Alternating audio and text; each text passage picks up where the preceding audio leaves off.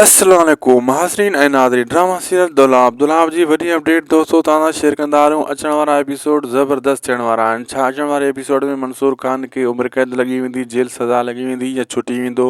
छा अली खान खे छॾाइण में सोडल कामयाबु थींदो या मुराद कामयाबु थींदो, या राज़नि वारा पाण अली खान खे छॾे ॾींदा या उनखे पूरो करे छॾींदा?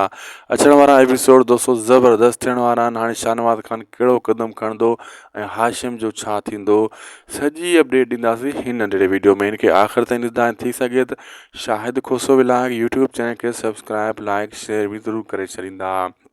दोस्तों असल में जो ॿुधाईंदो हलां तव्हांखे नेक्स्ट एपिसोड जेका अपडेट्स आहे ज़बरदस्त थियण वारा आहिनि। नेक्स्ट एपिसोड जंहिंमें फ़िलहाल त मंसूर खान 2-3 किस्तनि में जेल में हूंदो, पोइ रमाना जे ज़रिए कंहिं न कंहिं तरीक़े निकिरण जी कोशिशि कंदो। होॾां शाहनवाज़ खान अञा केस हणंदो हिन जे मथां SP जे ज़रिए उन सां मिली करे, जीअं मंसूर खान ॿाहिरि निकिरे ई न।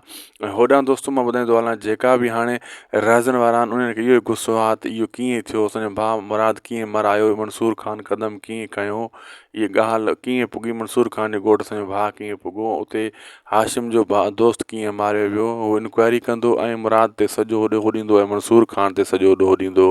ऐं होॾां जेको आहे शाहनवाज़ खान इन भाउ खे अञा भड़काईंदो जीअं हीअ अली खान खे मारे छॾनि, लेकिन सोडल कोशिशि करे ऐं ग़लती पंहिंजी खे सुधारण जे लाइ अली खान ऐं पंहिंजी सौट गुलपरी खे उतां कढण जी पूरी कोशिशि कंदो।